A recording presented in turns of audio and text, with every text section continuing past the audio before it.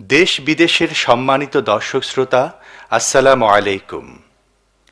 আপনারা যারা আমাদের প্রযোজিত মাল্টিমিডিয়ার গ্রাহক, আপনাদের সবাইকে জানাই আন্তরিক মোবারকবাদ।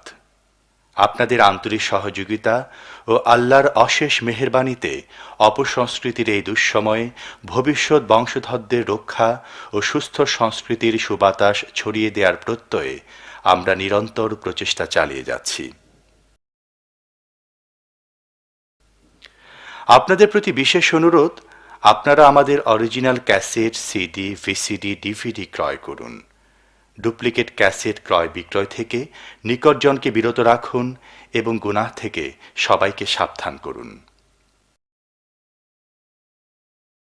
একটি প্রোডাক্টে যতটুকু মুনাফা হয় তাই পরবর্তী প্রোডাকশনের সঞ্চয়, আর তাই নতুন নতুন প্রোডাকশন ও সুস্থ সাংস্কৃতিক আন্দোলনে আপনার সহযোগিতা বিশেষভাবে কামনা করছি।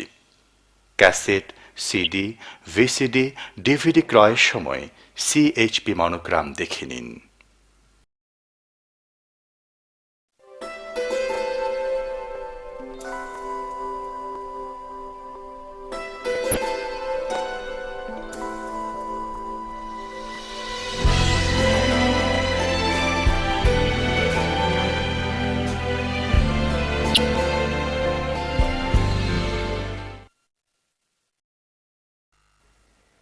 দুনিয়া সুন্দর, মানুষ সুন্দর, আসমান সুন্দর, জমিন সুন্দর, সুন্দরে সুন্দরী পাল্লা। জানি না কত সুন্দর তুমি আল্লাহ, জানি না কত সুন্দর তুমি আল্লাহ। দুনিয়া সুন্দর, মানুষ সুন্দর, আসমান সুন্দর, জমিন সুন্দর, সুন্দরী সুন্দরী পাল্লা। জানি না কত সুন্দর তুমি আল্লাহ, জানি না কত সুন্দর তুমি আল্লাহ। ঝর্ণা ছুটে চলে কে বেঁকে, পৃথিবীর পটে কত ছবি এঁকে। ঝর্ণা ছুটে চলে কে বেঁকে, পৃথিবীর পটে কত ছবি এঁকে। নদীর কলতানে সাগরের গর্জনে, নদীর কলতানে সাগরের গর্জনে, ঢেউয়ে ঢেউয়ে দেয় পাল্লা। জানি না কত সুন্দর তুমি আল্লাহ, জানি না কত সুন্দর তুমি আল্লাহ। আলহামদুলিল্লাহ আলহামদুলিল্লাহ নাহমাদুহু ওয়া নাস্তাঈনুহু ওয়া নাস্তাগফিরুহু ওয়া নাউযু বিল্লাহি মিন শুরুরি আনফুসিনা ওয়া মিন সাইয়্যাতি আ'মালিনা। من يهد الله فلا مضل له ومن يضلل فلا هادي له. ونشهد أن لا إله إلا الله وحده لا شريك له. ونشهد أن سيدنا وحبيبنا ومولانا محمدا عبده ورسوله، الذي أرسله بالحق بشيرا ونذيرا وداعيا إلى الله بإذنه وسراجا منيرا. فقد قال الله تعالى في كلامه المجيد وفرقانه الحميد: أعوذ بالله من الشيطان الرجيم. بسم الله الرحمن الرحيم. إن الله وملائكته يصلون على النبي يا أيها الذين آمنوا صلوا عليه وسلموا تسليما اللهم صل على محمد وعلى آل محمد كما صليت على إبراهيم وعلى آل إبراهيم إنك حميد مجيد اللهم بارك على محمد وعلى آل محمد كما باركت على إبراهيم وعلى آل إبراهيم إنك حميد مجيد জনাব সভাপতি, ইসলামিক ফোরাম ইউরোপের সম্মানিত প্রেসিডেন্ট সভাপতি, বিশিষ্ট আলেম দ্বীন হযরত মাওলানা মুসলিউদ্দিন ফরাদি, এই মসজিদের সম্মানিত ইমাম খতিব শেখ আব্দুল কাইয়ুম সাহেব হাফিজাহুল্লাহ, হাজারাত উলামায়ে কেরাম, উপস্থিত আমার প্রিয় প্রবাসী ভাইয়েরা, পর্দার আড়ালের মা এবং বোনেরা, আসসালামু আলাইকুম ওয়া রাহমাতুল্লাহি তাআলা ওয়া বারাকাতুহু। আমরা আল্লাহ সুবহানাহু ওয়া তাআলার দরবারে লাখো কোটি শুকর আদায় করি যে মহান আল্লাহ তাবারক ওয়া তাআলা এলএমসি উদ্বোধন উপলক্ষে আয়োজিত 3 দিন ব্যাপী এ সুন্দর অনুষ্ঠানে আমাদেরকে হাজির থাকার তৌফিক এনায়েত করলেন। আলহামদুলিল্লাহ, সবাই পড়ি আলহামদুলিল্লাহ।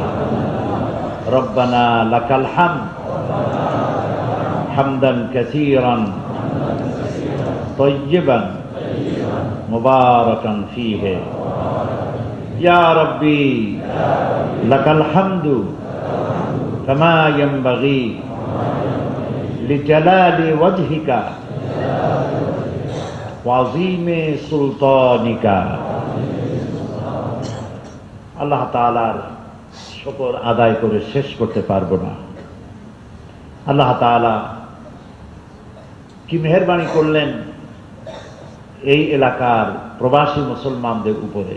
আবারও বলি আলহামদুলিল্লাহ। আমার তো সেই যাওয়ার কথা ছিল গত মাসের শেষ দিকেই, কিন্তু মসজিদ কর্তৃপক্ষ তারা চাইলেন না যে আমি চলে যাই, আমি যেন এই অনুষ্ঠানেও থাকি। এবং আমার দিলের মধ্যেও আমার দিলটাও বলতেছিল যে এই আনন্দ ঘন মুহূর্তে আমি নিজেকে মাহরুম না করি। যদিও আমার অনেক ঝামেলা, সেই ঝামেলাগুলিকে বাদ দিয়ে আপনাদের সাথে আপনাদের সুখের ভাগী হতে চেয়েছি। আপনাদের আনন্দের সাথে আমি শরিক রইলাম। হতে পারে কিয়ামতের দিন এই যে আনন্দ আমরা করেছি এটা নিষ্কলুষ পবিত্র আনন্দ, যে আনন্দে কোনো কলুষতা নাই, কোনো পাপ নাই, যে আনন্দ আল্লাহর জন্য। আনন্দ করেছি কার জন্য? আল্লাহর জন্য। লোকেরা জায়গা পায় নাই, রাস্তায় সেজদা দিয়েছে, জায়নামাজ আনতে পারে নাই, কাগজ বিছিয়ে পড়েছে। যার কাছে কাগজ ছিল না, খালি জায়গায় সেজদা দিয়েছে। তাও তার মনের মধ্যে অতৃপ্ত ছিল না, মনটা তৃপ্ত ছিল। আল্লাহকে সেজদা দিয়েছে লোকেরা প্রাণ ভরে, সুবহানাল্লাহ।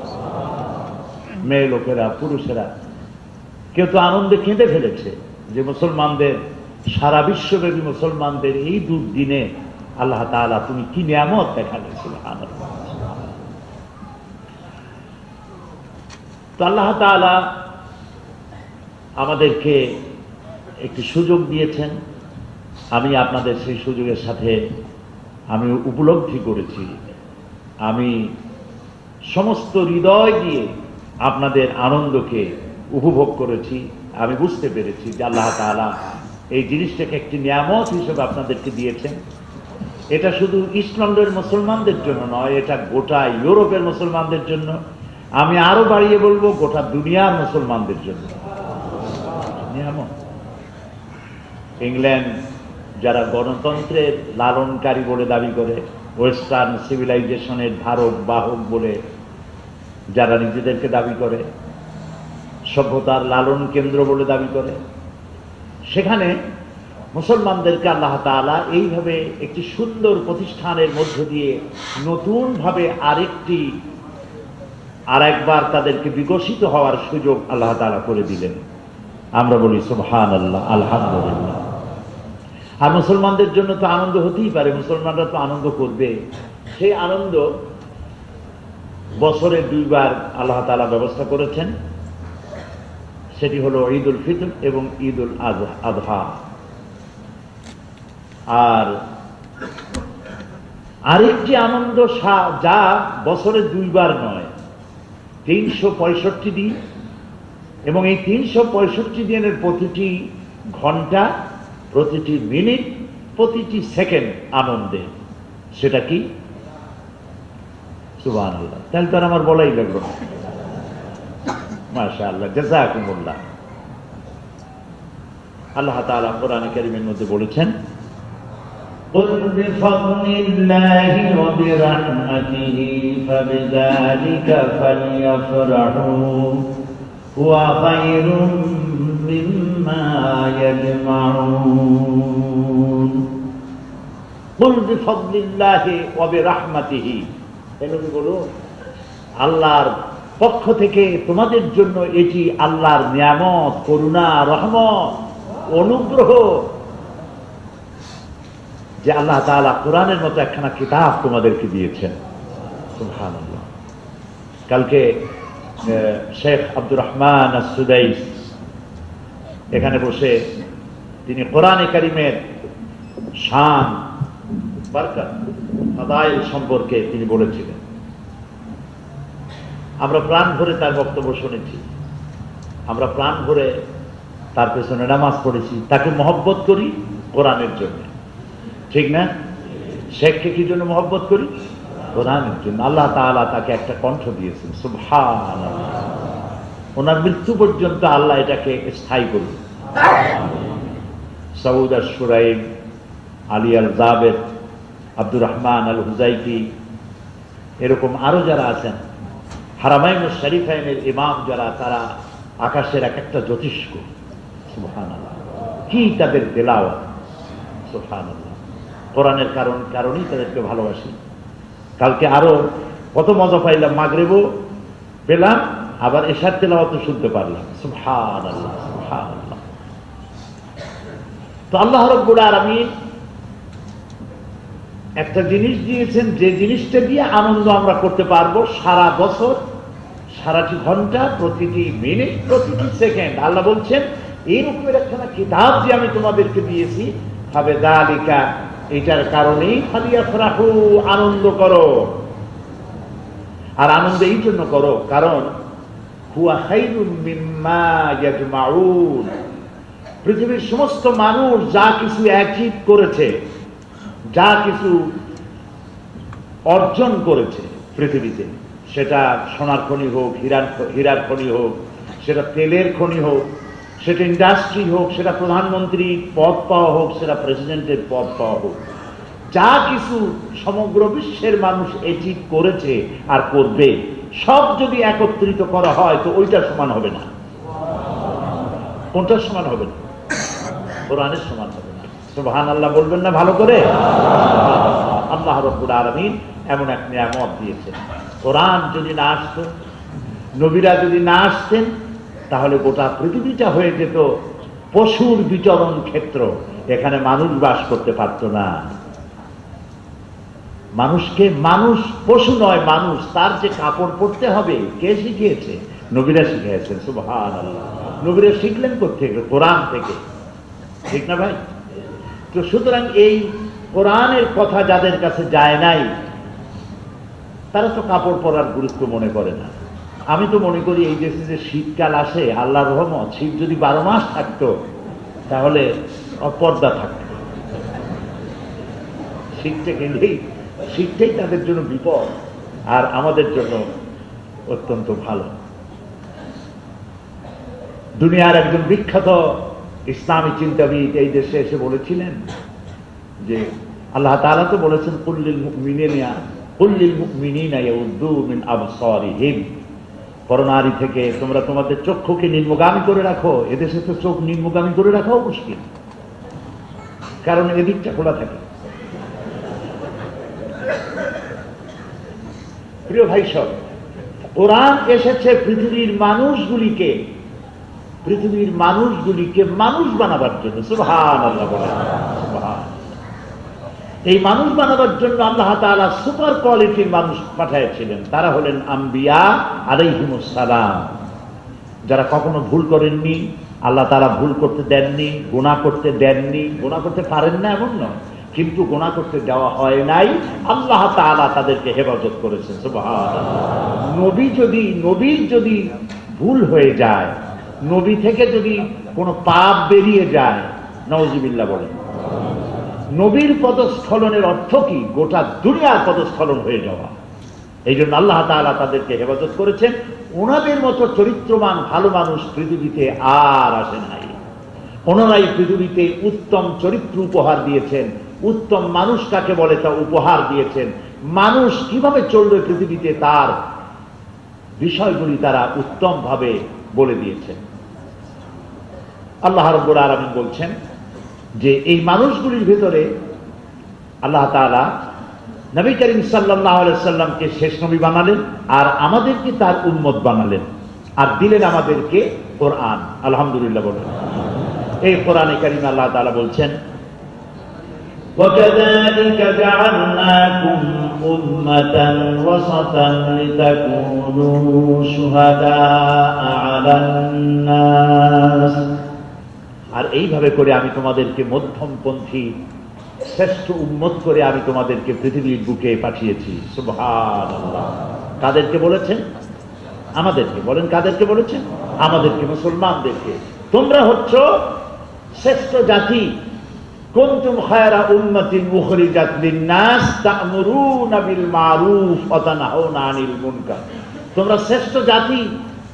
তোমাদের কাজ ভালো কাজের আদেশ করবা, অন্যায় কাজ থেকে ফিরায় রাখবার। পৃথিবীর শ্রেষ্ঠ জাতি তোমরা, মধ্যমপন্থী জাতি বানানো হয়েছে তোমাদেরকে, যাতে করে গোটা পৃথিবীর মানুষের জন্য তোমরা সাক্ষী দিতে পারো। আর তোমাদের সাক্ষী দিবে নবীরা কিয়ামতের দিন। আমরা হব গোটা, খুব লক্ষ্য করুন, আমরা হব গোটা পৃথিবীর মানব গোষ্ঠীর সাক্ষী আল্লাহর দ্বীন প্রচারের জন্য, আর নবীরা হবেন আমাদের সাক্ষী। এখন আমরা ছিলাম ইমাম। আমরা কি ছিলাম বলেন? ইমাম ছিলাম। ইমাম মানে কি? নেতা, লিডার।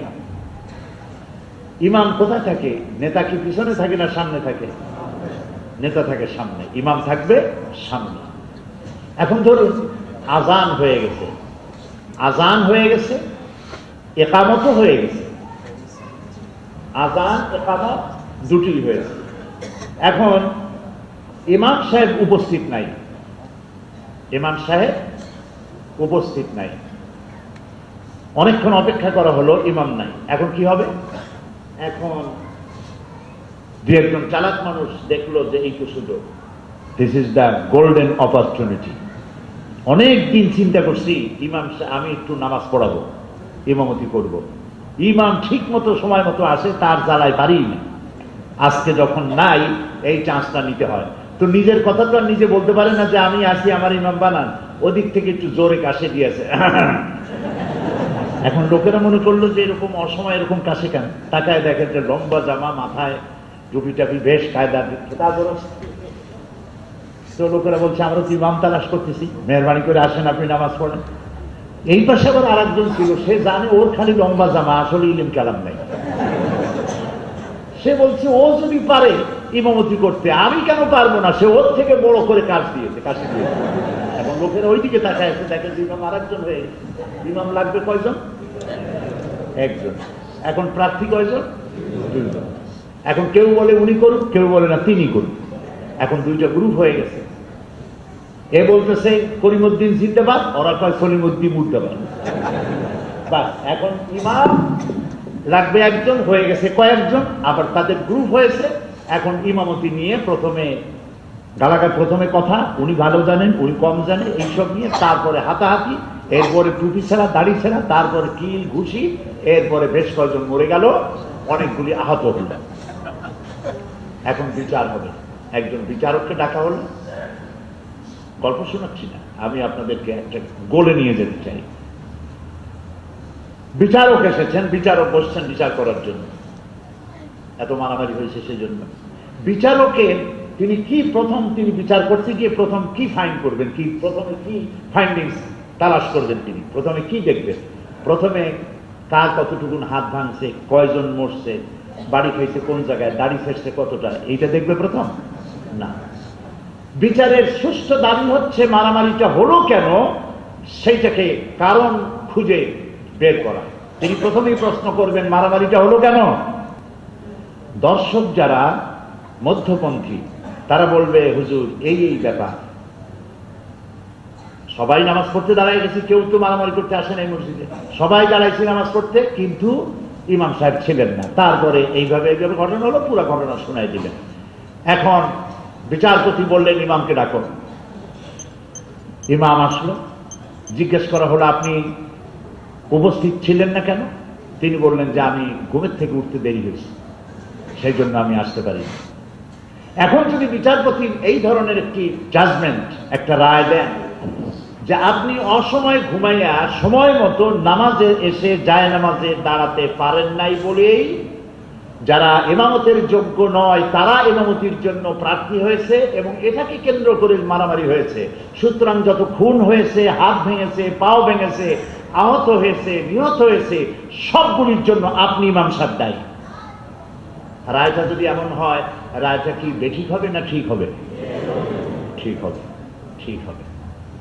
আচ্ছা, এবার এই কিসসা এখানে থাকুক, এবার আরেকটু সামনে যাই। গোটা গোটা পৃথিবীতে নেতৃত্বের অভাব, এই পৃথিবীর সুখ, শান্তি, সৌন্দর্য, নারীর অধিকার নাই, শিশুর অধিকার নাই, শ্রমিকের অধিকার নাই, কালো মানুষের অধিকার নাই, ছোট্ট ছোট্ট দেশগুলির বেঁচে থাকার অধিকার নাই। গণতন্ত্রের অর্থই হচ্ছে আমার হাতে বড় লাঠি আছে, আমি সব পিটাই আমি ক্ষমতায় থাকবো, এটাই হলো গণতন্ত্র। শক্তি, মাইট ইজ রাইট, নাকি বলে? জি, এটাই হচ্ছে গণতন্ত্র। সুতরাং আমি সবকিছু করব। এখন এই পৃথিবীর অশান্তিপূর্ণ পরিবেশের মধ্যে আল্লাহ তাআলা বলেছিলেন ওয়াকাযালিকা জাআলনাকুম উম্মাতান ওয়াসাতান লিতাকুনু শুহাদা আলান নাস, তোমরা মধ্যমপন্থী উম্মত, শ্রেষ্ঠ উম্মত। কুনতুম খায়রা উম্মাতিন উখরিজাত লিন-নাস, সমগ্র বিশ্বের মানব গোষ্ঠীর জন্য আমি তোমাদেরকে পাঠিয়েছি শ্রেষ্ঠ জাতি হিসাবে। উমাম, খায়রে উমাম, ইমামে আকওয়াম, পৃথিবীতে যত জাতি আছে সব জাতির ইমাম তোমরা। সুবহানাল্লাহ বলেন। কারা? মুসলমানেরা। এখন মুসলমানেরা ইমামতির জায়গায় নাই, আছে মুসলমানেরা ইমামতির জায়গায় বলেন? আমি কিন্তু এখন মসজিদে নাই, এখন আপনাদের নিয়ে আমি এই বিশাল ভূখণ্ডের উপরে চলে আসছি। এবার দুনিয়ার চতুর্দিকে তাকান, মুসলমানেরা ইমামতিতে আছে? সংবাদপত্র যারা চালায় সেখানে কি মুসলমানদের নেতৃত্ব চলে? টেলিভিশনে আছে, রেডিওতে আছে, পত্রপত্রিকা আছে, কিছু আবিষ্কার করার মধ্যে আছে। এই মুসলমান এক সময় তো এই যে আমার হাতের ঘড়িটা, আপনার হাতের ঘড়িটা, এটা মুসলমানেরা আবিষ্কার করেছিল। বন্দুক, কামান, কম্পাস মুসলমানেরা আবিষ্কার করেছিল। মুসলমানেরা তারা জিওমেট্রি, ম্যাথমেটিক্স, অ্যালজেব্রা আবিষ্কার করেছিল। মুসলমানেরা চিকিৎসা বিজ্ঞান আবিষ্কার করেছিল, অপারেশন করা, সার্জারি করা মুসলমান আবিষ্কার করেছিল। আপনি কি আমাকে বলতে পারবেন বিগত 100 বছরের ভিতরে মুসলমানেরা একটা সুইও আবিষ্কার করেছে? তা আমরা ওখানেও নাই, লক্ষ্য করেছেন? আমরা আবিষ্কারে নাই। আল্লামা ইকবাল কি সুন্দর করে বলেছেন শায়েরে বিল্লাহ, দ্বীন কাফের ফিকর তাকদীর ও জিহাদ, দ্বীন কাফের ফিকর তাকদীর ও জিহাদ, দ্বীন মোল্লা ফি সাবিলিল্লাহ ফাসাদ। বুঝে ফেলেছেন? এখানে দ্বীন মানে চেষ্টা, দ্বীন মানে তদবীর, চেষ্টা, সাধনা। কাফেরদের চেষ্টা এবং সাধনা হচ্ছে প্রত্যেক দিন নতুন নতুন আবিষ্কার দিয়ে পৃথিবীকে উপকৃত করা। দ্বীনে মোল্লা ফি সাবিলিল্লাহ ফাসাদ। আর মোল্লা সাহেবের কাজ হলো আল্লাহর রাস্তায় ফাসাদ করে বেড়ানো। এই যে এখানে বসে শুনলাম কাবা শরীফের ইমাম সাহেব কালকে এশা এবং মাগরিব যে পড়লেন, এই যে নাকি ওহাবি হয়ে, তিনি ওহাবি সেই জন্য পড়াইছেন।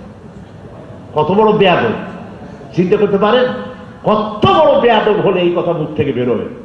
কোথায় কাবার ইমাম আর কোথায় তুমি, কোথায় লিয়াকত আলী আর কোথায় জুতার কালী। আস্তাগফিরুল্লাহ। আন্দাজ করে কথা বলবা, মুখ আছে বলেই কথা বলতে হবে তা না। কাবার ইমাম, এখানে যত আলেম আছে এইসব এলাকায় মুফতি আছে, তার ছাত্র হইতে পারবে না, এত বড় আলেম। সুবহানাল্লাহ, এত বড় আলেম। সুবহানাল্লাহ। প্রিয় ভাই সব, তাহলে দেখতে পেলাম আমরা রেডিওতে নাই, আমরা টেলিভিশনে নাই, আমরা পত্রপত্রিকায় নাই, আমরা সাংস্কৃতিক অঙ্গনে নাই, আমরা আবিষ্কারে নাই। আমরা কোথায় আছি?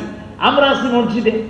মাশাআল্লাহ, মসজিদে এসে জিকির করতেছি, অন্যের বানানো জিনিস খাইতেছি, অন্যের ব্যবহার করা মোবাইল ব্যবহার করতেছি, অন্যের তৈরি করা জিনিসগুলি ব্যবহার করতেছি, কিন্তু নিজেরা চেষ্টা করতেছি না। নিজেরা চেষ্টা করতেছি কোন কিছুর উপরে? নিজেরা চেষ্টা সাধনা সবটা ব্যয় করতেছি রাসূলুল্লাহ নূরের তৈরি না মাটির তৈরি? আহারে, হালাকু খান যখন বাগদাদের উপরে কাতলে আম করতেছিল, মুসলমান পুরুষ নারী কাঁচা রক্ত বন্যা বয়ে যাচ্ছিল, তখন ইহুদি খ্রিস্টানদের আলেমেরা তারা মসজিদের মধ্যে বসে তারা বহস করতেছিল। ঈসা আলাইহিস সালাম যে গাধার উপরে সওয়ার হয়ে যাইতেন, ওই গাধার পেশাব পাক ছিল না না পাক ছিল? এই ঝগড়া করতে করতে তখনও পেশাব পাক বানাইতে পারে নাই, এর আগে মুসলমান শেষ। তাদের লাইব্রেরিগুলিতে আগুন লাগায় শেষ করে দেওয়া হয়েছে। প্রিয় ভাই সব, তাহলে আমরা দেখতে পেলাম যে দুনিয়ার নেতৃত্বে আমরা এখন আর নাই। এটা ঠিক কিনা বলি? আমরা ব্যবসায় নাই, ব্যবসার নেতৃত্বে আমরা নাই, আমরা পলিটিক্সের নেতৃত্বে নাই, আমরা মিডিয়ার নেতৃত্বে নাই। কোন জায়গায় আমাদের নেতৃত্ব আছে বলে, আমি তো ছোট্ট মানুষ, অত শত বুঝি না, যেটুকু বুঝি তাতে দেখি আমরা পিছনে পড়ে গেছি। যতটা আগাইছিলাম তার থেকে অনেক গুণ পিছনে পড়ে গিয়েছি, কারণ নেতৃত্বে নাই। আমি কিন্তু পয়েন্ট বলি নাই, যেটা বলতেছিলাম সেদিকে ঘুরাই নিয়ে এসেছি। নেতৃত্বে আমরা নাই, তো দুনিয়া এখন নেতৃত্ব শূন্য। দুনিয়া এখন কি হয়েছে বলেন? বোঝেন না কথা? লিডারশিপ শূন্য হয়ে গেছে, ইমাম নাই, অথচ গোটা দুনিয়ার মানুষ নামাজের রক্ত হয়ে গেছে। সকলে শান্তি চায়। নামাজের রক্ত মানে শান্তি প্রতিষ্ঠা করা। চুরি বন্ধ করো, ডাকাতি বন্ধ করো, সন্ত্রাস বন্ধ করো, নারীর অধিকার দাও, শ্রমিকের অধিকার দাও, শিশুদের অধিকার দাও, সাদা এবং কালো মানুষের অধিকার দাও, সমান অধিকার দাও। এই অধিকারের প্রশ্নে সারা পৃথিবী আজ ত্রাহি ত্রাহি করতেছে, শান্তি চাই, শান্তি চাই। ইমাম নাই, নেতা নাই। এমন সময় চতুর লোক যারা, তারা বললো এই তো সময়, এখনই তো ওই আসল ইমামরা তো নাই। আসল ইমাম কারা? ও, তাও আমরা ভুলে গেছি। আসল ইমাম মুসলমানরা নাই, আসল ইমামরা ইমামের জায়গায় নাই। কাজে এই তো সময়। রাশিয়া বলল এই দুনিয়ার নেতৃত্ব আমি দিতে পারি। সে একটা গলায় কাজ দিল। ব্রিটেন বললে আমি কম না, আমিও পারি। জার্মান বললে আমিও পারি। ফ্রান্স বললো আমিও পারি। আমেরিকা বললো তোরা কেউ পারিস না, আমি একাই পারি। এখন ইমাম লাগতো কয়জন? হয়ে গেছে কয়জন? সুপার পাওয়ার যতগুলি সবগুলি ইমাম, সব বড় বড় ইমামরা দাঁড়ায় গেছে। এখন এই ইমামরা যখন ইমামতি করবার জন্য যখন প্রার্থী হয়েছে, তখন তাদের সাথে লোকও জুটে গেছে। ওরা বলছে আমেরিকা জিন্দাবাদ, ওরা কয় জার্মান নিপাত। শুরু হয়ে গেল চতুর্দিক থেকে। এখন শুরু হলো আধিপত্য বিস্তার করার জন্য, কার ইমামতি নামাজ হবে তাকে প্রতিষ্ঠা করার জন্য শুরু হয়ে গেল সংগ্রাম। এই সংগ্রাম মানে যুদ্ধ। শুরু হয়ে গেল যুদ্ধ। মানুষ মরল, মানুষ না খেয়ে মরল। ইরাকের মতো স্বাধীন দেশ তছনছ হয়ে গেল। প্যালেস্টাইনের মতো দেশ প্রত্যেক দিন একটা একটা করে গ্রাম বুলডোজার দিয়ে ভিসাতে ভিসাতে শেষ করে দিল। কাশ্মীর শেষ, বসনিয়া, চেচনিয়া, গোটা দুনিয়া আজ পায়ের তলায় পিষে শেষ হয়ে যাচ্ছে নেতৃত্ব প্রতিষ্ঠার জন্য। এই যে পৃথিবী জুড়ে আজ মারামারি হলো, আর্তনাদ উঠছে চতুর্দিক থেকে। আল্লাহ তাআলা বলছেন, ওমা লাকুম লা তুকাতিলুনা ফি সাবিলিল্লাহ, ওমা লাকুম লা তুকাতিলুনা ফি সাবিলিল্লাহ আল মুস্তাদআফিনা মিনার রিজাল ওয়ান নিসা ওয়াল বিলদান আল্লাযীনা ইয়াকুলুনা রাব্বানা আখরিজনা মিন হাযিহিল ক্বরিয়াতি যালিমি আহলুহা। তোমাদের কি হয়েছে? আল্লাহ রাব্বুল আলামিন বলেন, ওমা লাকুম, তোমাদের কি হয়েছে? কেন সংগ্রাম করো না, লড়াই করো না? কেন জিহাদের ময়দানে অবতীর্ণ হও না? ওই সব অসহায় মানুষদের জন্য, ওই সব জনপদের মানুষ যারা চিৎকার মেরে বলছে, রব্বানা আখরিজনা মিন হাযিহিল ক্বরিয়াতি যালিমি আহলুহা। জনপদের নারী, শিশু, আবাল, বৃদ্ধ, বনিতা চিৎকার দিয়ে বলছে, আয় আল্লাহ, এই জালিমদের জনপদ থেকে আমাদেরকে মুক্ত করে দাও, আর তোমার পক্ষ থেকে সাহায্যকারী কোন শক্তি, কোন সাহায্যকারী আমাদের জন্য পাঠায় দাও। জনপদের লোকেরা যখন এভাবে চিল্লায় কান্দে, তোমাদের কি হয়েছে যে তাদের জন্য তোমরা কথা বলো না? কিসের ভয়? কেন কথা বলো না? কেন লড়াই করো না? কেন সংগ্রাম করো না? আল্লাহ জিজ্ঞেস করছে। পৃথিবী জুড়ে এই অশান্তি, মারামারি, যুদ্ধ বিগ্রহ, মানুষ মরল, কত দেশের স্বাধীনতা শেষ হলো, করোনার কত নারী তাদের সতীত্ব শেষ হয়ে গেল। ইরাকের আল গরিব কয়েদখানা, কি নাম? আল গরিব কয়েদখানা। আহা, মহিলা বন্দীরা লজ্জায় কথা বলতে পারছে না, তাদের উপরে কি কিয়ামত হয়ে যাচ্ছে, কথা বলতে পারছে না।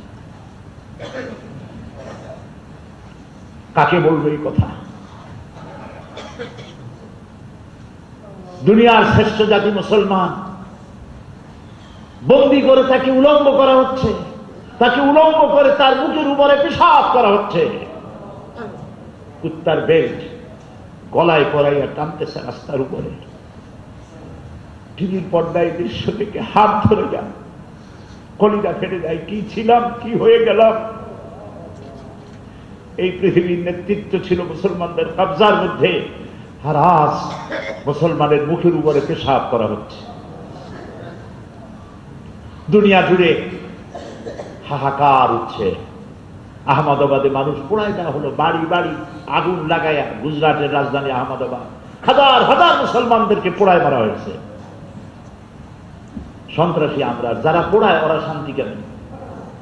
বুলডোজার দিয়ে যারা প্যালেস্টাইনের বাড়িঘর ভাঙে ওরা শান্তির পায়রা, আর যারা আত্মরক্ষার জন্য দুই চারটা পাথর মারে ওরা সন্ত্রাসী। আহারে কপাল, গোটা পৃথিবী জুড়ে এই হাহাকার উঠতেছে, মানুষ মরতেছে, দেশের স্বাধীনতা বিনষ্ট হচ্ছে, নারীর সতীত্ব শেষ হচ্ছে, গোলাপের মতো ছোট্ট ছোট্ট বাচ্চারা শেষ হয়ে যাচ্ছে। একদিন কিয়ামত হবে, সেই কিয়ামতের ময়দানে সমস্ত মানুষ উঠবে। সেই দিন বিচারক হবেন ওই যে মসজিদের ইমাম যে গন্ডগোলটা করছিল, আসছিল না মসজিদের সময় মতো, তারপর যে মারামারি হলো, একজন বিচারক করছিল না বিচার করতে। এই পৃথিবীর মারামারি অশান্তির জন্য ডে অফ জাজমেন্ট, ইয়াউমে আখিরাত, ইয়াউমে আদালত, কিয়ামতের ময়দানে আল্লাহ রাব্বুল আলামিন হবেন জাস্টিস। সমস্ত বিচারপতির বিচারপতি, সমস্ত সুপ্রিম কোর্টের সুপ্রিম কোর্ট, আকাশ ও জমিনের মালিক হবেন বিচারপতি। সেই সময় তিনি যদি এই সমস্ত হত্যাকাণ্ড, অশান্তি আর মারামারির বিচার করতে গিয়ে কারণ অনুসন্ধান করেন, আর সে কারণে যদি দেখা যায় যে ইমাম জায়গায় ছিল না, ইমাম তার জায়গায় ছিল না, কথা কি শুনতেছেন? ইমাম চলে গেছে পিছনে, মুসল্লিরা এসে গেছে সামনে, ইমামের অনুপস্থিতিতে এই গন্ডগোল হলো, আর তাই নিয়ে এই মারামারি, এত সব দুর্ঘটনা ঘটলো। তখন যদি আল্লাহর পক্ষ থেকে বিচারটা এমন হয় যে দুনিয়া আমি তোমাদেরকে বানাইছিলাম, তোমাদেরকে কারা? মুসলমান, আমি তোমাদেরকে খায়রে উমাম বানিয়েছিলাম, সমস্ত জাতির মধ্যে শ্রেষ্ঠ জাতি হিসেবে ঘোষণা দিয়েছিলাম। দুনিয়ার নেতৃত্ব তুমি দিবে, সেজন্য আমি তোমাকে কোরআন দিয়েছিলাম। শুধু কোরআন না, দুনিয়া চালাবার জন্য যা যা লাগে তাও দিছিলাম। দেখুন না, এই পৃথিবীতে সব থেকে স্বর্ণ কাদের হাতে বেশি? এ দুনিয়ার সব থেকে পেট্রোল কাদের কাছে বেশি? এ দুনিয়ার রাবার সব থেকে কাদের কাছে বেশি? এ দুনিয়ার কটন সব থেকে বেশি কাদের কাছে? দুনিয়ার সব থেকে, দুনিয়া চালাবার মতো যত সম্পদ আছে তার অর্ধেকেরও বেশি মুসলমানদেরকে আল্লাহ তাআলা দান করেছে। তোমরা এই সম্পদগুলির অসৎ ব্যবহার করেছো এবং নেতৃত্ব দিতে পারো নাই। সুতরাং বিশ্বজুড়ে যত মারামারি, হত্যাকাণ্ড যা কিছু হয়েছে তোমরাই এর জন্য দায়ী, মুসলমানের এর জন্য দায়ী। এরকম যদি একটি বিচার, এমন একটি রায় যদি কিয়ামতে হয়, তাহলে উপায় থাকবে ভাই? উপায় থাকবে? উপায় থাকবে। এই জন্য প্রত্যেকটি মুসলমানকে হিসাব করতে হবে, আমরা হলাম উম্মতের দাওয়াত। আমরা কি বলুন তো, বলেন নামটা কি? উম্মতের দাওয়াত। কারণ রাসূলুল্লাহর পরে আর কোন নবী আসবেন না, কোরআনের পরে আর কোন কিতাব আসবে না, আর আমাদের পরে আর কোন উম্মত পৃথিবীতে আসবে না। আমরা নবী শেষ নবী, কোরআন শেষ কিতাব, আমরা শেষ উম্মত। এই হিসেবে কিয়ামতের দিন কোন একজন মানুষও যদি আল্লাহর দরবারে দাঁড়িয়ে বলে, রব্বুল আলামিন, আমি তোমার দ্বীনের দাওয়াত পাই নাই, ইসলাম কারে বলে তা আমি জানি না, তোমারও চিনি না, আমি দাওয়াত পাই নাই, এরকম কোন কমপ্লেইন আল্লাহর দরবারে যদি কেউ উত্থাপন করে, সেজন্য আপনি আর আমি আল্লাহর কাছে দায়ী হয়ে যাব। দাওয়াতের কাজ করো নাই কেন? আমাদের কাজ হচ্ছে দাওয়াত, ইসলাম বোঝা, আমল করা, দাওয়াত করা। এই দাওয়াতের কাজ কি আমরা করি? হ্যাঁ করি। আমরা হুজুরদের দাওয়াত দিই, আত্মীয় স্বজন দাওয়াত দিই, দাওয়াত দিয়ে নিজেও খাই, তাদেরও খাওয়াই। আমি কি সেই দাওয়াতের কথা বলেছি? না। দিনের দাওয়াত, দিনের আহ্বান, এই কাজ আমরা করি না, কিন্তু আমাদের খ্রিস্টান ভাইয়েরা করেন। এটা ঠিক কিনা বলেন? আমি যে বাড়িতে থাকি, এখানে স্টেপনিতে হাজী আব্দুল মান্নান সাহেবের বাড়ি, ওইখানে আমি দেখেছি কয়েক বছর আগে সিলেটি ভাষায় ইনজিল শরীফ। আমি বললাম, এটা আপনি পাইলেন কই? কই যে একজন খ্রিস্টান এটা রেখে গেছে। আমি চিন্তা করলাম যে ঈসা আলাইহিস সালামের উপরে সিলেটি ভাষায় ইনজিল নাজিল হলো কবে? খুলে দেখি একদম সিলেটের যে আঞ্চলিক ল্যাঙ্গুয়েজ, সে আঞ্চলিক ভাষায় এটা লিখছে পুরাটা। ঈসা আলাইহিস সালাম আসলাম, তিনি একদিন কোন দিকে যাচ্লাম, এরকম কি আছে না? হ্যাঁ, গেছলাম, এরকম ঠিক এই ভাষা। আমি তাদেরকে মন্দ বলবো না, আমি খ্রিস্টানদেরকে মন্দ বলবো না, তারা তাদের দায়িত্ব পালন করেছে, কিন্তু আমি ব্যর্থ। সে তার কিতাবকে আমার ঘরের মধ্যে পৌঁছায় দিয়েছে, কিন্তু আমি ব্যর্থ। আমি কোরআন শরীফের একখানা ইংরেজি তর্জমা আমার প্রতিবেশী খ্রিস্টান ঘরের পাশেই থাকে, তারা আমি পৌঁছাইতে পারি নাই। ঠিক কিনা? আপনি কি মনে করেন কোরআন শরীফ খ্রিস্টানে ধরলে আপনার পাপ হবে, হিন্দুতে ধরলে পাপ হবে? কোরআন শরীফ তো বেদ নয়। বেদের মধ্যে লেখা আছে, যদি এটা লোয়ার কাস্ট, নিম্ন বর্ণ শ্রেণীর হিন্দুরা যদি স্পর্শ করে, 14 গোষ্ঠী নরকে যাবে। কোরআন এরকম আছে যে দাড়িওয়ালা টুপিওয়ালা ছাড়া, দাড়ি কেমন, প্যান্ট শার্ট পরা, টাই পরা, এরা যদি ধরে 14 গোষ্ঠী হাবিয়া দুজনে যাবে। কোরআনে কারিমে স্পর্শ করার একটি শর্ত আল্লাহ রাব্বুল আলামিন করেছেন। রব্বুল আলামিন বলেছেন, লা ইয়ামাসসুহু ইল্লাল মুতাহহারুন। কোরআনকে পবিত্রতা অর্জন করা ছাড়া কোরআন টাচ করো না। আপনি খ্রিস্টানকে দিবেন, হিন্দুকে দিবেন, বলবেন গোসল করিয়া, কাপড় চোপড় পরিষ্কার করে গোসল করে তারপরে কোরআন শরীফকে ধরি। কারণ কোরআন রব্বুল আলামিনের কাছ থেকে আসছে, কোরআন রব্বুল মুসলিমিনের কাছ থেকে আসে না। আল্লাহ কি রব্বুল মুসলিমিন? বুঝতেছেন কথা? আল্লাহ কি রব্বুল মুসলিমিন? রব্বুল আউলিয়া ওয়াল মুত্তাকিন কি? আলহামদুলিল্লাহি রাব্বিল আলামিন। প্রাণ ভরে পড়ে আলহামদুলিল্লাহি রাব্বিল আলামিন। কোরআন এসেছে রব্বুল আলামিনের কাছ থেকে, যিনি সকলের রব, হিন্দু, খ্রিস্টান, বৌদ্ধ, তেলি, নাপিত, ধোপা, মুসি, যার নাম মানুষ, তাদের জন্য কোরআন।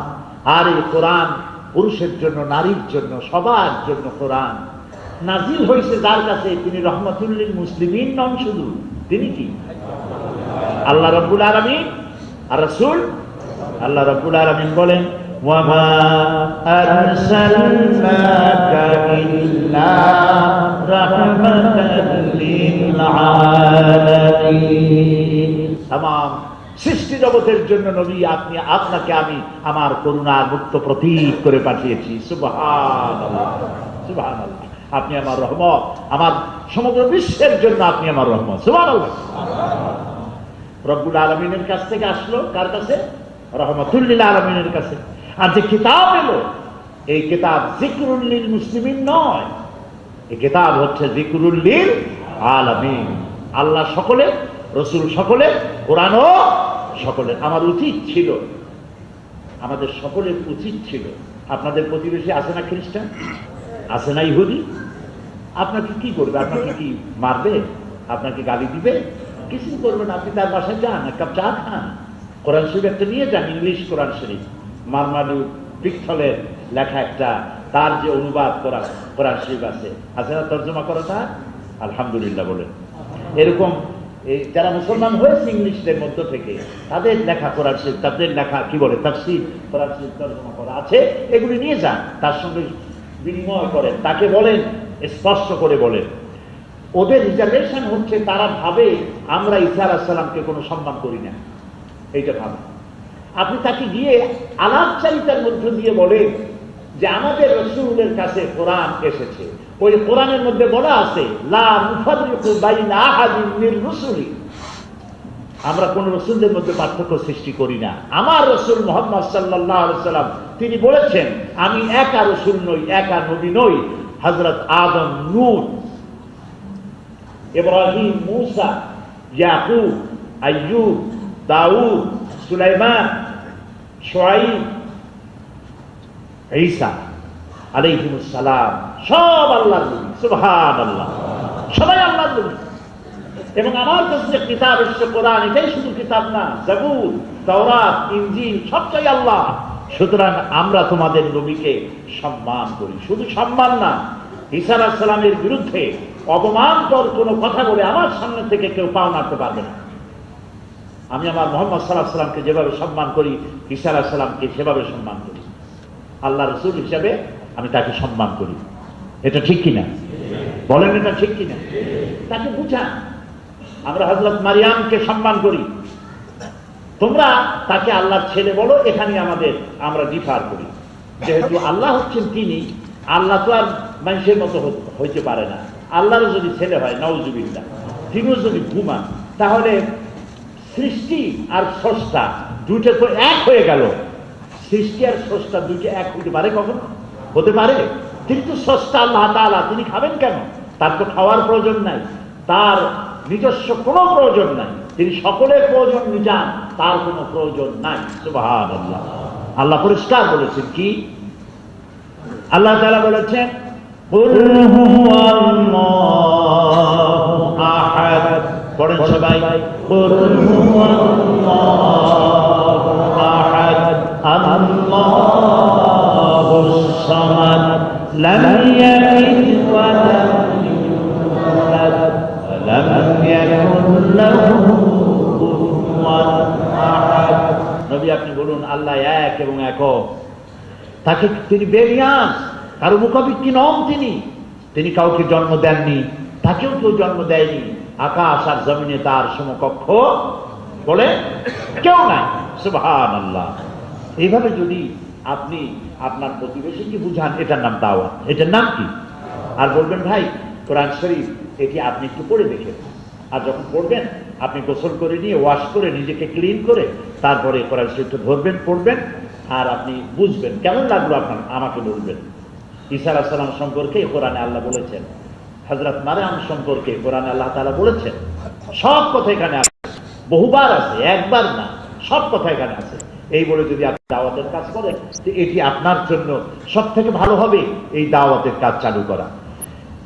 আমি বলতেছিলাম দাওয়াতের কাজে আরেকটু পরে আসি। আমি বলতেছিলাম যে পৃথিবীর নেতৃত্ব ছিল আমাদের কাছে, আমরা ইমামতির জায়গা ছেড়ে দিয়েছি, ফলে অন্যরা এসে জায়গা দখল করেছে। বিষয়টা হলো, কলসি তো কখনো খালি থাকবে না। কলসি খালি থাকে? পানি যদি না থাকে তাও কি খালি থাকে? কিছু থাকে, বলেন তো কি থাকে? ও তাও তো আপনারা জানেন, বাতাস থাকে। সুতরাং শূন্য কখনো থাকবে না। আপনি নাই বলে যে কিছু থাকবে না তা না, হয় জমিন চাষ করবেন, ধান ফলাবেন, গম ফলাবেন, আর কিছু চাষ করবেন না, আগাছা হবে, ঠিক কিনা? কাজে আজকে দুনিয়ায় মুসলমানদের উপরে যে অত্যাচার হচ্ছে, এর জন্য আল্লাহ দায়ী নাকি? বলেন নাউজুবিল্লাহ। এর জন্য দায়ী কে? আমরা নিজেরাই দায়ী, আমরা নিজেরা দায়ী। লক্ষ্য করেছেন, আজ কিন্তু ইমামরা কেউ নাই। সুযোগ ছিল লিডারশিপ হাতে নেওয়া, নেতৃত্ব হাতে নেওয়া। সেই জন্য আমি মাঝে মধ্যে কান দিই আল্লাহর কাছে, বুঝি শুধু কম, তারপরে আল্লাহর কাছে কান দিই আর দোয়া করি যে আল্লাহ, তুমি বলেছ যে নবী আর পাঠাবা না, কিন্তু ওমর পাঠাবা না, এটা তো তুমি বলো না। এই কথা মুসলমানদের এই যুদ্ধে একটা ওমর তুমি আমাদের দাও, একজন সালাউদ্দিন আইয়ুবী আমাদের দাও। উম্মতকে যে রক্ষা করতে পারে, উম্মত নিয়ে আগাতে পারে, এরকম একটা লোক তুমি আমাদেরকে দাও। বলেন আমিন। মাঝে হারা নৌকার মতো টালমাটাল হচ্ছে অবস্থা, আল্লাহর কাছে সাহায্য চাইতে হবে, আল্লাহর কাছে এই পরিস্থিতি থেকে উত্তরণের চেষ্টা করতে হবে। আমরা যা না, লোকেরা তাই আমাদের ভাবে, আর আমরা যা, সে সম্পর্কে লোকেরা ভাবে না। আমাদের সম্পর্কে উল্টা ধারণা সৃষ্টি হয়ে গেছে সর্বত্র। প্রিয় ভাই সব, নেতৃত্ব শূন্যের এই জায়গায় এগিয়ে আসতে হবে, কারণ আজ ভুয়া নেতারা সব ময়দান দখলের জন্য চলে আসছে। আপনি কি লক্ষ্য করেছেন? আপনি আমি কেমন পর্যন্ত ওয়াজ করিয়া সমাজতন্ত্র, কমিউনিজমকে পৃথিবী থেকে বিদায় দিতে পারতাম? যারা জবাব দিলেন না তারা পারতেন না। এজন্য কোনো যুদ্ধ লাগে নাই, এমনি শেষ। কারণ ওরা চ্যালেঞ্জ করেছে, বলেছে দেয়ার ইজ নো গড। আর আল্লাহ চ্যালেঞ্জ নিয়েছেন, গড আছে কিনা তোদের দেখাই দেবে সময় মতো। কোন যুদ্ধ ছাড়াই সোভিয়েত ইউনিয়ন টুকরা টুকরা হয়ে গেল, পৃথিবীর ইতিহাস থেকে, মানচিত্র থেকে মুছে গেল, যুদ্ধ ছাড়াই। তারপরে যে লেনিনের বিশাল মূর্তি ছিল 52 ফিট উঁচা, ব্রঞ্জের তৈরি করা, ক্রেন দিয়া নামাইয়া তার উপরে লোকেরা জুতো পাই দিয়া তার উপরে ওদের উপর দিয়ে মার্চ করছে। এটা প্রমাণ করে দিল অহংকারীদের এই পরিণতি হয়। অহংকারের পরিণতি যে কত খারাপ, পৃথিবীর শিক্ষা গ্রহণ করা উচিত ছিল টাইটানিকের কাছ থেকে। লেনিনেরও শেখা দরকার ছিল। লেনিনের আগে আসছে না টাইটানিক, না পরে? আমার ইতিহাসটা মনে নেই। টাইটানিক যখন ছেড়ে দেওয়া, টাইটানিক ডুবলো, টাইটানিকের যে ক্যাপ্টেন ছিল বড় অহংকারী কথা বলল, নগর একটা সিটি ডুবে যেতে পারে, একটা ভূখণ্ড ডুবে যেতে পারে, টাইটানিক ডুবতে পারে না। এই অহংকার আল্লাহ বরদাস্ত করলেন না। সেই টাইটানিককে আল্লাহ ডুবাইলেন কোনো পাথর দিয়া না, কোনো পাহাড় দিয়া না, সামান্য আইস বার্গ দিয়া। বাস, মানুষের অহংকার যে কিছুই না, মুহূর্তের ভিতরে আল্লাহ রাব্বুল আলামিন বিশ্ববাসীকে জানিয়ে দিলেন অহংকারের কোনো দাম নাই। তো আল্লাহ তাআলা দয়া করে, মেহেরবানি করে ইসলামের বিরুদ্ধে একটি চ্যালেঞ্জ ছিল, সেই চ্যালেঞ্জটাকে আল্লাহ তাআলা দুনিয়া থেকে মিটাই দিলেন। সুবহানাল্লাহ বলেন। এখন এই চ্যালেঞ্জের মোকাবেলা করে মুসলমানদের সামনে আসা প্রয়োজন ছিল, কিন্তু মুসলমানেরা তা পারে নাই, যার জন্য আজকের এই দুরবস্থা হয়েছে। প্রিয় ভাই সব, আমি আপনাদের খেদমতে আরজ করব, যে জিনিস জরুরি নাই সেই জিনিস নিয়ে তর্ক বিতর্ক করবেন না। অর্থাৎ কিয়ামতের যে বিষয়ে আল্লাহ কাউকে প্রশ্ন করবেন না, ওই বিষয় নিয়ে আমাদেরকে চক্করের মধ্যে ফেলায় রাখতে চাই। বিষয়টা আরেকটু বুঝায় বলি। খারাপ লাগতেছে? আরেকটু বুঝায় বলি। মুসলমান যেন তার ইমামতির জায়গাটা মনে না আসে। ছেলে যদি দুষ্টমি বেশি করে, তখন তাকে একটা খেলার মধ্যে রেখে দেওয়া হয়। একটা খেলা কিছু একটা দিয়ে ওই চক্করের মধ্যে থাকো, তাহলে ওইটা মনে করবেন এমন একটা জিনিস চাইছে যা আপনি তারা দেবেন না, সেই জন্য আরেকটা জিনিস দিয়ে তাকে ভুলাই বেলায় রাখা। এখন মুসলমানদেরকে কায়দা করে চক্করের মধ্যে ফেলে দেওয়া হয়েছে। এই চক্করটা কি? এই চক্কর হচ্ছে নবী করিম সাল্লাল্লাহু আলাইহি ওয়াসাল্লাম গায়েব জানতেন কি জানতেন না? উনি কবরের মধ্যে জীবিত আছেন না মৃত্যু অবস্থায় আছেন?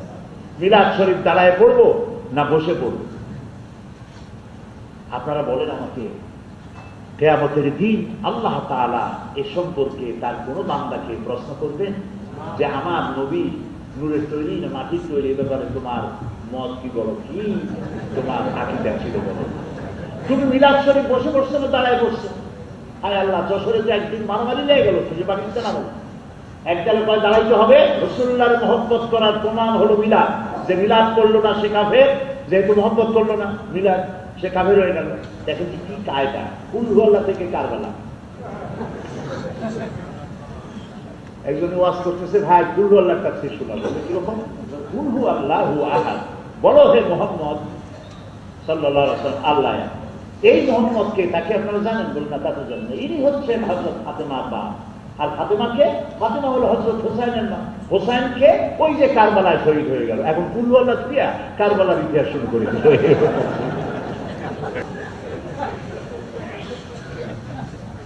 একটা চক্করের মধ্যে ফেলে দেওয়ার জন্য মুসলমানেরা যেন তাদের নেতৃত্ব বুঝতে না পারে, তারা যেন মিডিয়ায় না আসে, তারা যেন নেতৃত্বে না আসে, তারা যেন পলিটিক্সে না আসে। পলিটিক্সকে হারাম করা হয়েছে। পলিটিক্সের জন্য মুসলমান কাজ না, এটা আলেমেরা করবে কেন? চোরেরা করবে, মাসলম্যান এন্ড মানিকম্যান, ওরা করবে রাজনীতি।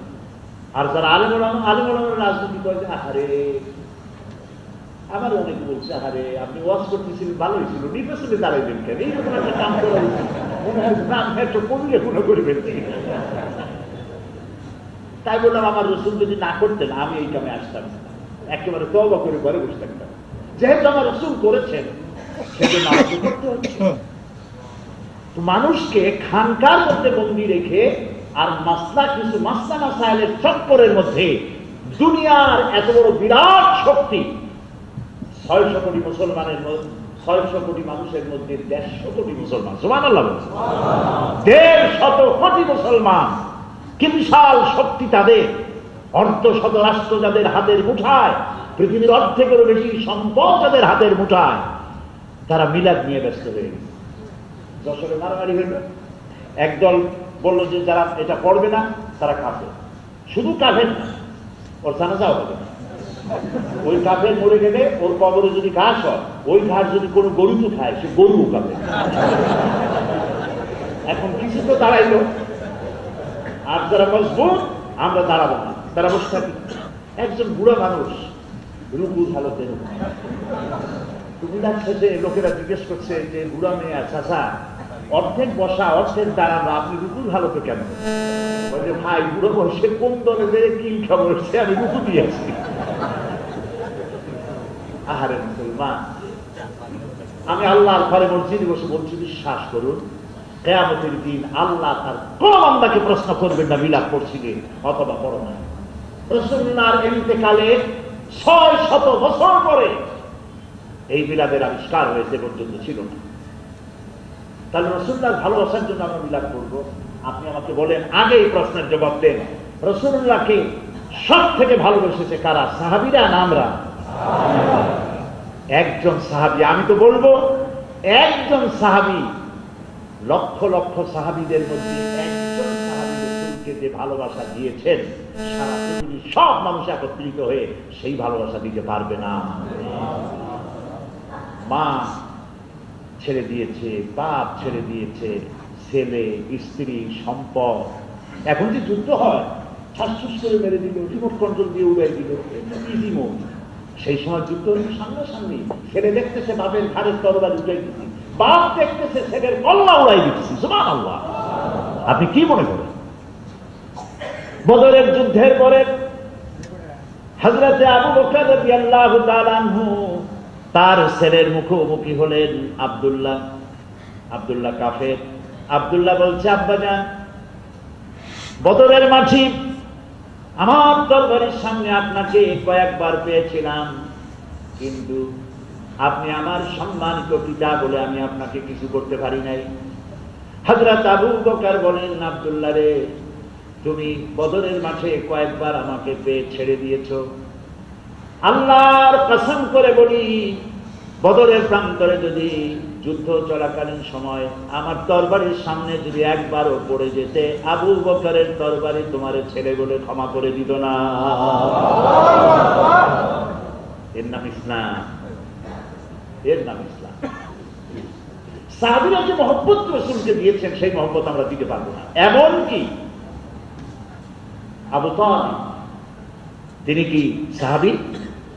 না। সাহাবী কারা? যারা ঈমানের সাথে রাসূলকে দেখেছেন। আবু তালিব যে মহব্বত করেছেন রাসূলকে, সুবহানাল্লাহ বলেন।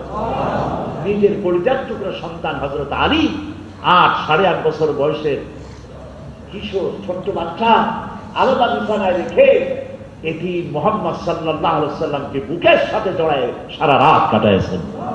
কি মহব্বত দিয়েছেন সেই আবু তালিব রাসূলকে, যিনি এত ভালোবাসা দিলেন মৃত্যু পর্যন্ত। সেই আবু তালিব জান্নাতে যাবে না? জান্নাতে যাবে না। জাহান্নামের সব থেকে কম আযাব হবে আবু তালিব। সেই কম আযাবটা কি? একজোড়া জাহান্নামের আগুনের তৈরি করা জুতা পরিয়ে দেওয়া হবে। সেই জাহান্নামের আগুনের তৈরি করা জুতার তাপে আবু তালিবের মাথার চামড়ি ফেটে গিয়ে মগজ গলে গলে পড়বে, গায়ের গোশত পড়ে যাবে। নাউযুবিল্লাহি মিন যালিক। প্রিয় ভাই, সব মিলাদ যদি মুসলমানদেরকে পড়তে হতো, তাহলে সাহাবায়ে কেরাম পড়তেন।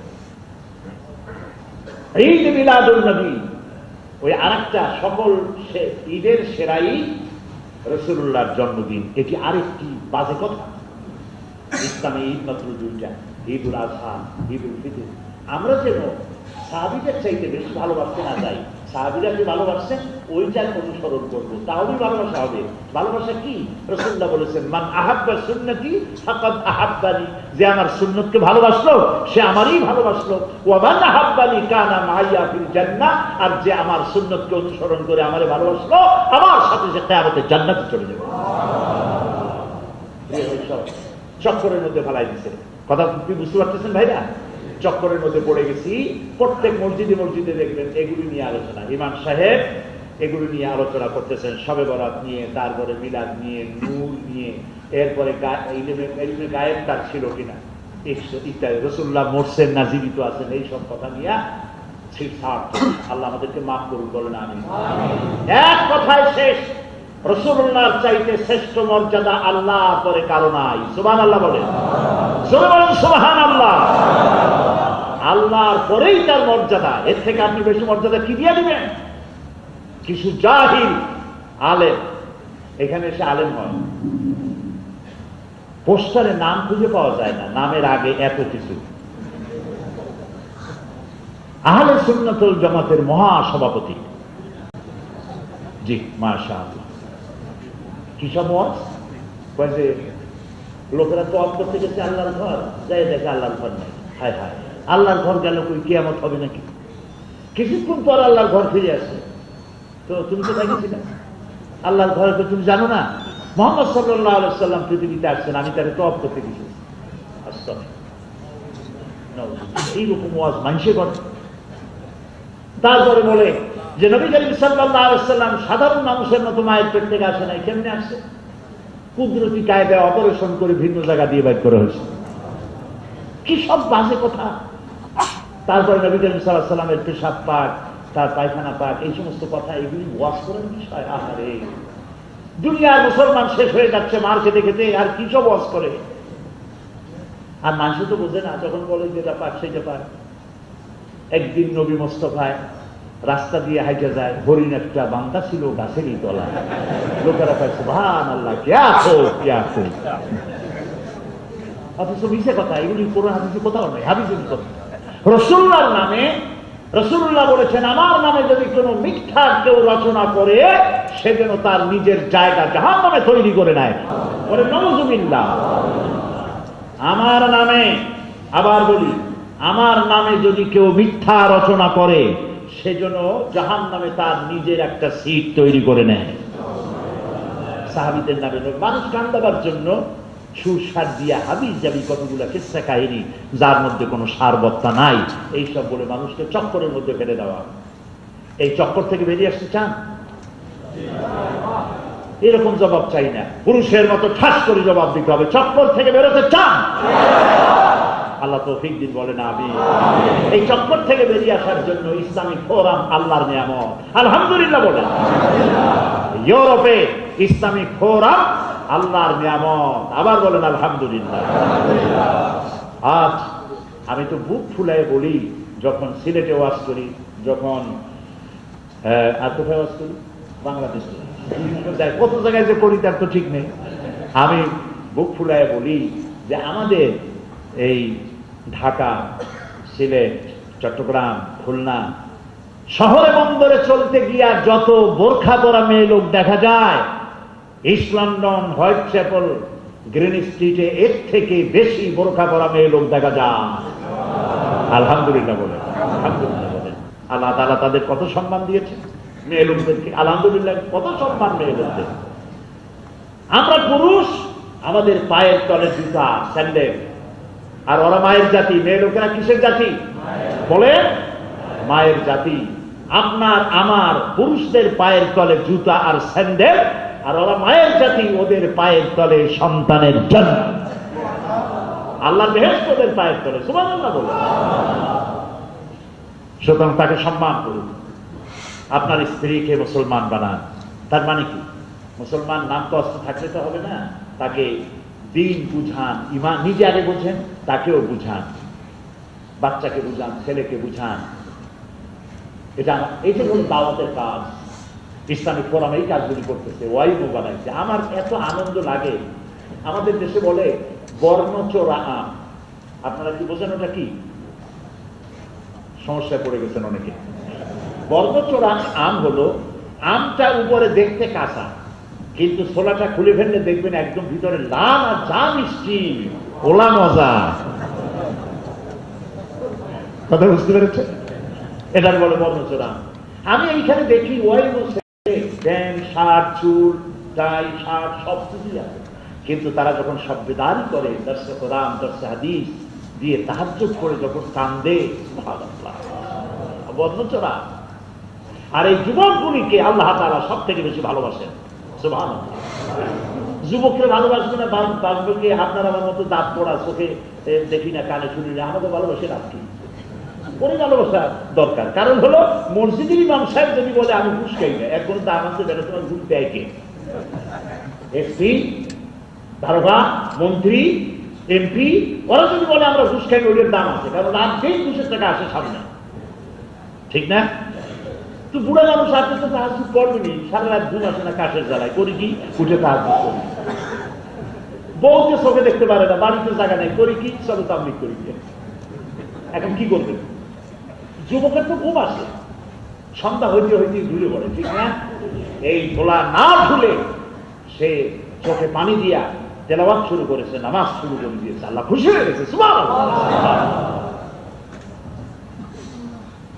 অনেক যুবক ছেলে বলে যে দেখেন, বলি যে ভাই নামাজ পড়ো না যে যুবক, কই যে হুজুর এখনো তো বিয়ে শাদী করিনি। বিয়ে শাদীর সাথে নামাজের সম্পর্ক।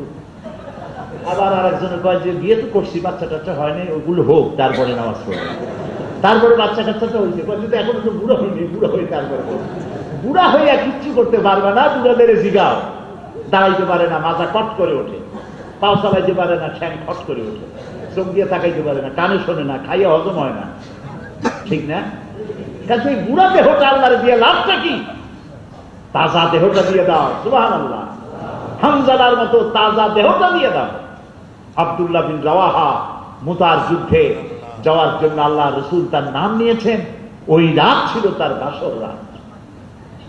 মদিনার সুন্দরী মেয়ে বিয়ে করেছে, কাপড় চোপড় কিনেছে, আজকে রাত্রে বউর কাছে থাকবে। রাসূলুল্লাহ তাকে মুতার প্রান্তরে যুদ্ধে পাঠাবেন, সেনাপতি হিসাবে তাকে সিদ্ধান্ত নেওয়া হলো, এবং 3 জনের একজন তিনি। রাসূলুল্লাহ 3 জনের নাম নিয়েছেন। এতে তারা বুঝতে পেরেছেন সেনাপতি লাগে কয়জন, রাসূলুল্লাহ দিয়েছেন কয়জন। তিনজনই বুঝতে পেরেছে যে সেনাপতি লাগবে একজন। রসুল নাম নিছেন কয়জনের? তারা বুঝতে পেরেছেন যে তিনজনের একজনও বাঁচবে না, 3 জন শহীদ হয়ে যাবে। সুবহানাল্লাহ। হযরত আব্দুল্লাহ বিন রাওয়াহা, পুরা ঘটনা শোনাবো না, অনেকে জানেন অনেকের মনে নাই, আর এক সময় শোনানো যাবে। আব্দুল্লাহ বিন রাওয়াহা, রাসূলুল্লাহ বলেছেন যাও যে 3 জনের নাম নিলাম বিবি বাল বাচ্চার কাছ থেকে বিদায় নিয়ে আসো। দেখছেন, চলে গেছেন হযরত আব্দুল্লাহ বিন রাওয়াহা। বাড়ির কাছে গিয়ে শুনতে পাচ্ছেন স্ত্রী তেলাওয়াত করতেছে। তিনি বলছেন, স্ত্রী, আমি তোমার স্বামী আব্দুল্লাহ, আমি তোমার সঙ্গে একটু কথা বলতে চাই, তুমি একটু তেলাওয়াত বন্ধ করো, আমার কথা শোনো। বলুন। তিনি বললেন যে আমি আজকে ছিল আমাদের বাসর রাত, কিন্তু আল্লাহ রসূল জিহাদে যাওয়ার জন্য আমাকে হুকুম করেছেন এবং 3 জন সেনাপতির মধ্যে আমার নামও তিনি ঘোষণা করেছেন। তা আমি তো তোমার কোনো হক আদায় করতে পারিনি, তোমার সাথে আমার দেখার নাও হতে পারে, তুমি আল্লাহর রাস্তে আমাকে মাফ করে দিও। স্ত্রী বলছে, আমি তো আপনাকে দেখি নাই, আমি শুনেছি আপনি খুব সুন্দর যুবক, আমি আপনাকে এক নজর দেখতে চাই। আব্দুল্লাহ বিন রাওয়াহা বলছেন, প্রাণের স্ত্রী, আমি ঘরে আসবো না, কারণ তোমাকে দেখলে আমার মনের মধ্যে দুনিয়ার মহব্বত, তোমার প্রতি মহব্বত বাড়তে পারে, সেই জন্য আমি আসবো না। স্ত্রী বলছেন, আব্দুল্লাহ, আমি তোমাকে প্রেম নিবেদন করব না, আমি তোমাকে এক নজর দেখে রাখতে চাই। আমি তো দেখি নাই ভালো করে, একটা নজর ভালো করে দেখে রাখতে চাই, যাতে করে কিয়ামতে আমি তোমাকে স্বামী হিসাবে চিনে নিতে পারি। স্বামী বলছে, স্ত্রী, যদি সেই উদ্দেশ্যে দেখতে চাও তাহলে তুমি অপেক্ষা করো, আমি চলে যাচ্ছি আল্লাহর জিহাদে, আমাকে দেখার প্রয়োজন হবে না। যদি আল্লাহ তুমি ধৈর্য ধরে থাকতে পারো তাহলে কিয়ামতে আল্লাহ তাআলা জান্নাতের ভিতরে তোমাকে আমাকে স্বামী স্ত্রী হিসেবে পরিচয় করিয়ে দিবে। যুবকদের অবদান ইসলামে সব থেকে বেশি। সুতরাং ফোরামের রয়েছে ওয়াইএমও, ফোরামের রয়েছে মুসলিমা। যুবতী মেয়েদেরকে আপনি রাস্তাঘাটে অন্যদের মতো দেখবেন না, আলহামদুলিল্লাহ, তারাও সুন্দরী মেয়ে, যুবতী মেয়ে, রূপ আছে, যৌবন আছে, কিন্তু তারা রিজার্ভ রেখেছে তার স্বামীর জন্য, মানুষকে দেখানোর জন্য নয়। সুবহানাল্লাহ, আলহামদুলিল্লাহ, এই মেয়েগুলি তৈরি করা হচ্ছে। বাচ্চা ছেলেমেয়েদেরকে কার্টুনের মধ্যে সেক্স শিক্ষা দেওয়া হয়, নাউজুবিল্লাহ। ইসলামিক ফোরাম জিএমসি করেছে বাচ্চাদের জন্য কার্টুনের, ইসলামিক কার্টুন দিয়ে আল্লাহকে চিনবে, দিন চিনবে, ইমান চিনবে, ইসলাম চিনবে। আর সেই জন্য তৈরি হয়েছে এলএমসি, মাল্টিপারপাস সেন্টার। আপনার ছেলে, আপনার মেয়ে, আপনি নিজে, আপনার বউ, এইটার সাথে আপনার মহব্বতের সম্পর্ক লাগাই দিবেন। আল্লাহ যেন কবুল করেন, বলেন আমিন। এটার সাথে মানুষকে দাওয়াত দিতে থাকবেন। এখন তার মসজিদে ধরে না এমন কথা তো হবে না। এখন মসজিদ বিশাল হয়ে গেছে, হল বিশাল হয়ে গেছে, 10,000 তো একসাথে আল্লাহকে সেজদা দিতে পারবে। সুবহানাল্লাহ। প্রিয় ভাই সব, আমি আর কথা বাড়াবো না, আমার কথা শেষ। আমি শুধু এতটুকু বলতে চাইলাম, দাওয়াতের কাজ যেন আমরা বাড়াই। ছিলাম ইমাম, হয়ে গেছি মুক্তাদি, আবার যেন ইমাম হইতে পারি, আল্লাহ সেই যোগ্যতা যেন আমাদেরকে দেন। আমরা বলি আমিন। هذا ما عندي والعلم عند الله عليه توكلت إليه أنيب والسلام عليكم ورحمة الله تعالى وبركاته.